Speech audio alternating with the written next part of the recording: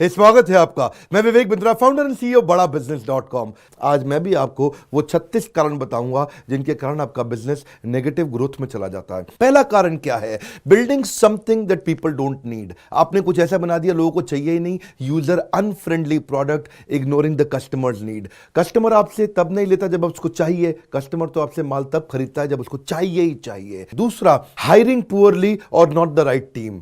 एक बात बताएं आपको, कभी कभी सस्ता आदमी ज्यादा महंगा पड़ जाता है। रॉन्ग हायर आपको डिसरप्टिव पड़ता है, नेगेटिव पड़ता है, कॉस्टली पड़ता है, बहुत परेशान करता है। तीसरा कारण, लैक ऑफ फोकस। आप बहुत सारे काम कर रहे हैं, बहुत सारे प्रोडक्ट बना रहे हैं, बहुत सारी टेरिटरी में जा रहे हैं, बहुत सारे मार्केट के अंदर जा रहे हैं, बहुत सारे काम करने का प्रयास नहीं करना चाहिए। कंप्लीट फोकस होना चाहिए, जो बिजनेस में फेलियर का बड़ा कारण बन जाता है। चौथा कारण, stuck in legal issues. Compliances और लीगल इश्यूज को पूरी तरह से फॉलो ना कर पाना। पांचवा, failure to execute sales and marketing. Sales and marketing की राइट स्कीम ना लेके आ पाना। आप उसको अपसेल और क्रॉस सेल और रीसेल ना कर पाना। राइट प्राइसिंग स्ट्रैटेजी नहीं रख पाना। उसको ढंग से मार्केट नहीं कर पाना, महंगा मार्केट कर देना। अगला है getting out competed.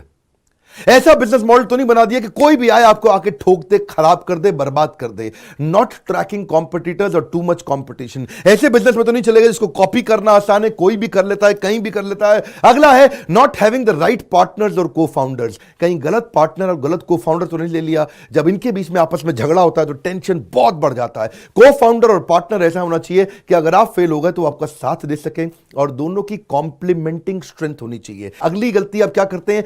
Cash burn या फिर not been able to raise money.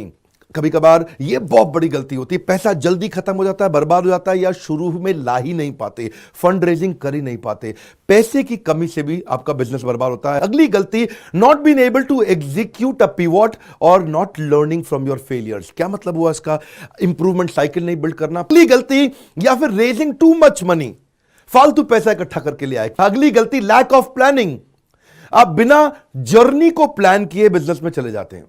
Journey को प्लान करने के लिए बिना मेंटोर के, बिना कोच गाइड ट्रेनर के जब आप बिजनेस में जाते हैं दिक्कत होती है। तो मैं प्लानिंग के साथ मेंटर, कोच, गाइड, ट्रेनर भी साथ में ही इंक्लूड करना चाहता हूं। अब अगला पॉइंट लेता हूं मैं, चेजिंग इन्वेस्टर नॉट यूजर। अच्छा, कुछ बेचारे स्टार्टअप में गलती क्या कर देते हैं, वो इन्वेस्टर के पीछे भागते हैं, यूजर को कभी समझते ही नहीं है। यूजर के लिए जो प्रोडक्ट बनाना था उसकी कभी बात ही नहीं करी, इन्वेस्टर के पीछे जिंदगी बिता दी, भागे जा रहे इन्वेस्टर मिल जाए, इन्वेस्टर मिल जाए। और अगर आपने यूजर पे फोकस किया तो इन्वेस्टर की जिंदगी में जरूरत नहीं पड़ेगी। यूजर आपको एडवांस पैसा देगा। यूजर मतलब आपका कस्टमर। अगला है लीडरशिप या स्ट्रैटेजी का फेलियर होना। कभी कभार स्ट्रैटेजी ठीक नहीं बना पाते, स्ट्रैटेजी की समझ नहीं है हमारे को। स्ट्रैटेजी बिजनेस में अमूमन लगभग 50 प्रकार की होती हैं। वो कौन सी 50 प्रकार की स्ट्रैटेजी है वो जानने के लिए एवरीथिंग अबाउट एंटरप्रेन्योरशिप, इसके बारे में मैं बाद में बताऊंगा। अगली गलती, आपके पार्टनर्स और अलायंसेस ही ठीक नहीं थे। जो आपके वेंडर, आपके कॉन्ट्रैक्टर, आपके इन्वेस्टर, आपके पार्टनर, अगर आपका सप्लायर कमजोर है तो आपका एंड प्रोडक्ट हमेशा ही कमजोर जाएगा। अगली गलती, डिफरेंशिएशन बिल्ड नहीं किया, नो डिफरेंशिएशन। ये बहुत इंपॉर्टेंट पॉइंट है। ये थोड़ा कॉम्पिटिटिव एडवांटेज मैं बता चुका हूं, उससे थोड़ा मिलता जुलता है। डिफरेंशिएटर का मतलब क्या हुआ? कस्टमर क्यों आपके पास आएगा। और अगली गलती क्या करते हैं आप? बिजनेस मॉडल ही ठीक नहीं बनाते। बिजनेस मॉडल, बिजनेस कौन से मॉडल पे चलेगा? मेथड और मॉडल पे बिजनेस चलता है। केएफसी कहां चले गए? केएफसी के फाउंडर, मैकडॉनल्ड्स के फाउंडर, बड़े बड़ी ऑर्गेनाइजेशंस के फाउंडर किधर हैं? पेप्सी का फाउंडर, कोका कोला का फाउंडर। बिजनेस मॉडल अच्छे बना के चले गए, आज तक दुनिया में उनके बिजनेस चल रहे हैं। अगला क्या होता है? Revenue model. अगर रेवेन्यू मॉडल भी नहीं है आपका, कि अब कमाएगा कैसे बिजनेस? रेवेन्यू मॉडल और बिजनेस मॉडल अलग अलग चीजें हैं। बिजनेस मॉडल है कि स्केलेबिलिटी कैसी आएगी, पर रेवेन्यू मॉडल क्या है? पैसे की इनकम होने की संभावना क्या है? अगली गलती, over expansion. Expansion without right margins is committing suicide.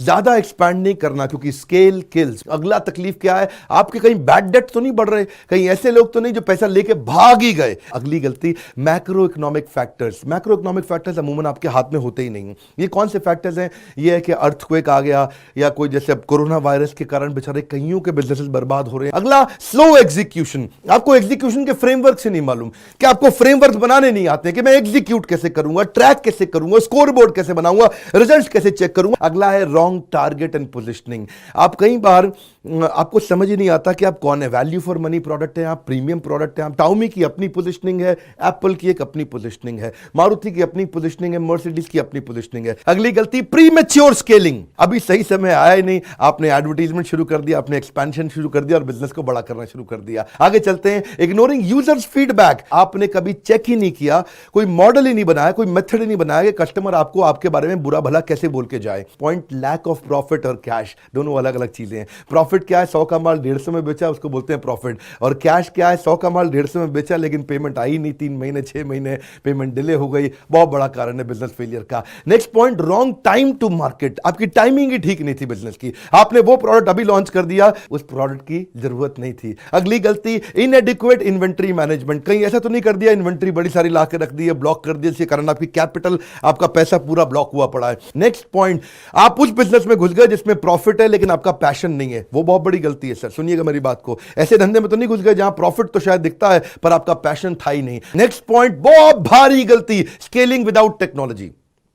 Business बड़ा करने निकले थे, टेक्नोलॉजी आपने बिल्ड नहीं करी, बिना टेक्नोलॉजी के बिजनेस कभी बड़ा नहीं करते। Next point, personal use of business fund. आप लोन लेके तो आ गए लेकिन पैसा आपने अपनी गाड़ी में लगा दिया, बड़ी गाड़ी खरीदूंगा, बड़ा फार्म हाउस, बड़ा मकान। नेक्स्ट पॉइंट गलती क्या है, नो सक्सेशन प्लानिंग। आपने अपनी अगली लीडरशिप नहीं तैयार करी, अपनी अगली टीम नहीं तैयार करी। Next point, failure to identify opportunity gap. आप ऐसे बिजनेस में तो नहीं चले गए जहां पे आप अपॉर्चुनिटी गैप ही नहीं समझ पाए। नेक्स्ट पॉइंट क्या है, बैड प्रोडक्ट एक्सपीरियंस। ऐसे तो नहीं कर रहे कि कस्टमर जो प्रोडक्ट ले रहा है वो लेके तो जाता है लेकिन वापस लौट के नहीं आता। ये वाली गलती थोड़ी फर्क है। ये क्या है, अनट्रेन्ड और डिसहार्मोनियस टीम मेंबर। आप टीम लेके तो आ गए पर अपनी बदलती ऑर्गेनाइजेशन के हिसाब से आप उनको ट्रेन नहीं कर पा रहे या उनके आपस के झगड़ों को सुलझा नहीं पा रहे। पॉलिटिक्स के कारण आपकी एग्जीक्यूशन स्लो हो जाएगा। जब एम्प्लॉयज की एम्प्लॉयज से नहीं बनती तो स्पीड कमजोर हो जाती है।